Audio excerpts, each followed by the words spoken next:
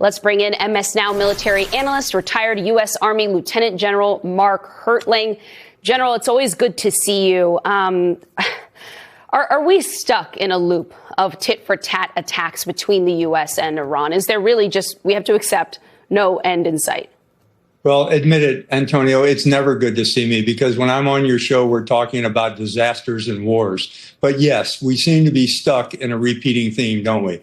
The president said yesterday in the Oval Office, he said, Iran struck us, so we now have to strike them.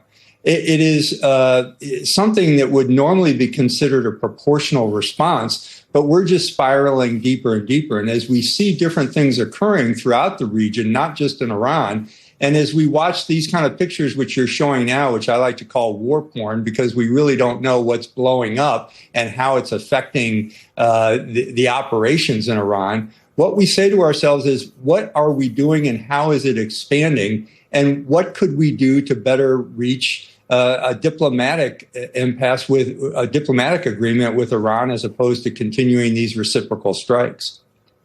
Well, General, can I ask you if you can try to sort of to understand the Iranian mindset here? Do you think that their goal right now is to force the U.S. back to the table to agree to some kind of diplomacy, something close to what they had at one point in the MOU, by draining our military and by frustrating and angering all our friends in the region? I think that's part of it, Antonio. That's a very good point, because what we also have to consider, and having spent a lot of time in the Middle East and Iraq, you always realize that there are different agencies negotiating for a government. So in Iran, you have not just the diplomats who are talking to our diplomats, but also the IRGC, as well as the Ayatollah, the religious sections of Iran. And it's compounding the issues because there is no one voice that's speaking for Iran. And yeah, I think they're trying to confound the president. They see his open communication on Truth Social. They know when he's upset. They know when he's frustrated by some of their actions. And I think that actually plays in their behalf, truthfully. But now you also have, and the thing that I'm concerned with is the nexus of other powers playing a role in this. Russia is feeding information to Iran. We see that in open source intelligence, and we also see it indicated in the intelligence channels in the United States. President Xi has said he is going to start shipping potentially launchers to Iran, even though the president said, hey, I'm going to talk to Xi and Putin and make sure they don't do those things. He can't stop that from happening just by a conversation. You see Iran attacking our Gulf partners and allies like Jordan. And last night, even there was an attack by Saudi Arabia in Iraq against their Popular Mobilization Front.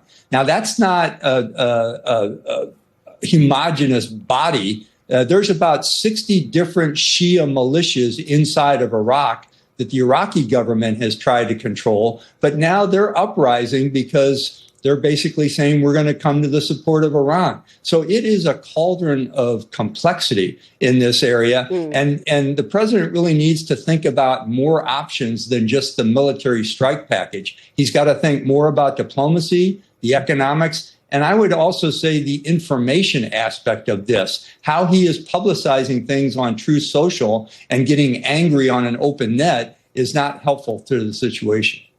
Well, you mentioned Jordan, and there's actually an interesting New York Times report from this week about the fact that many Jordanians are now openly questioning the United States, their presence and cooperation and friendship in their country. What kind of long-term impact could that have if they feel so burned by everything that has happened, our partners in the region, that they no longer even want us there? Yeah, it's not just Jordan. It's many others, too. Jordan has just been the most vocal about it. So, yeah, it speaks to what we have in terms of partnerships in the Middle East, not just partnerships, but some alliances. And it's causing more complexity within this fight against Iran. Jordan is specifically an important one because they are a nation that is very, it's like-minded to us. And they have been good partners for a very long time in the war against terror, against the war against ISIS and against al-Qaeda. So to lose them as a partner and for them to say they no longer want to contribute to the United States actions is pretty strategically significant, as well as some of the other countries who are being struck, Kuwait, UAE, Qatar. all of them are feeling the pain of this conflict because Iran is not just going against the United States, they're going against our allies in the region. Can I ask you very quickly about what's happening with the war in Ukraine as well? A Russian missile reportedly landed in Poland overnight as part of Russian strikes on Ukraine. What might that implicate for NATO?